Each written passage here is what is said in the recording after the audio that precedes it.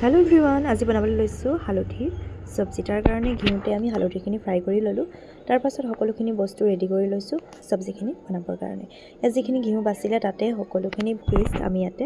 fry কৰি লৈছোঁ fry কৰি লোৱাৰ পাছত ইয়া হৈ আছে ফ্ৰাই আৰু ফটাফট ফ্ৰাই হৈ যোৱাৰ পাছত সকলোখিনি আদা ৰসুনৰ পেষ্ট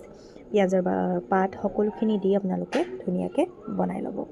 বনাই লোৱাৰ পিছত ইয়াত আপোনালোকে নিজৰ আপোনালোকে কেনেকুৱা ধৰণৰ খাব বিচাৰে বেছি জ্বলা খাব বিচাৰিলে জলকীয়াটো বেছি দিব পাৰে আৰু সকলোখিনি বেছ বনাই আপোনালোকে সকলোখিনি মছলা এড কৰিব গৰম মছলা ৰেড চিলি পাউডাৰ ধনিয়া পাউডাৰ সকলোখিনি দি ধুনীয়াকৈ পিঁয়াজখিনি ফ্ৰাই কৰি ল'ব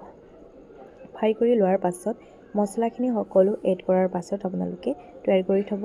এটা দহি পেকেট দহি দিব লাগিব আৰু তেতিয়া আপোনালোকে খাবলৈ সোৱাদ পাব আপোনালোকে আগতে বনাই খাইছেনে নাই খোৱা মই নাজানো আৰু ময়ো প্ৰথমবাৰৰ কাৰণে এই সবজিখন খাবলৈ বনাইছোঁ আৰু কেনেকুৱা পালে আপোনালোকে জনাব দেই ভিডিঅ'টো আৰু অকমান স্পীড কৰি দিয়া হৈছে আৰু কথাবোৰ হয়তো জেগাত পৰা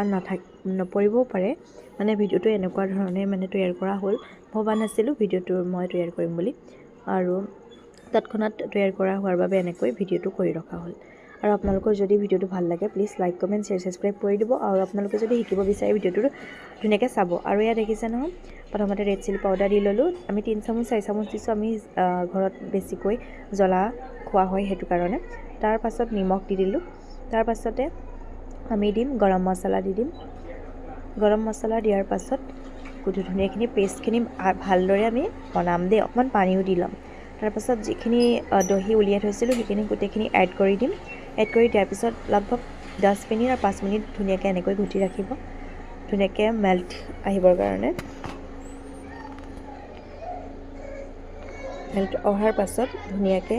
সিজি যাব তাৰ ওপৰত যিখিনি আমি হালধি ফ্ৰাই কৰি ৰাখিছিলোঁ ওপৰত দি দিম হালধিখিনি ফ্ৰাই কৰি লোৱা হালধিখিনি ওপৰত দি দিয়া হৈ গ'ল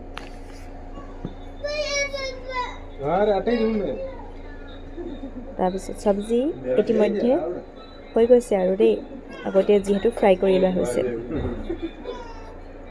আৰু ইমানেই টেষ্টি ৰেচিপি আৰু ঠাণ্ডা দিনৰ কাৰণে বহুত উপযোগী আৰু স্বাস্থ্যৰ কাৰণে বহুত ভাল আপোনালোকে ঘৰতে বনাই খাব এই গাঁৱৰ লিয়া সমাজত এনেও হালধিটো আমাৰ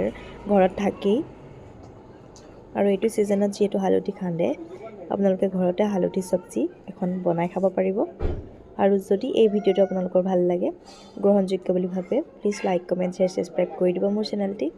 ধন্যবাদ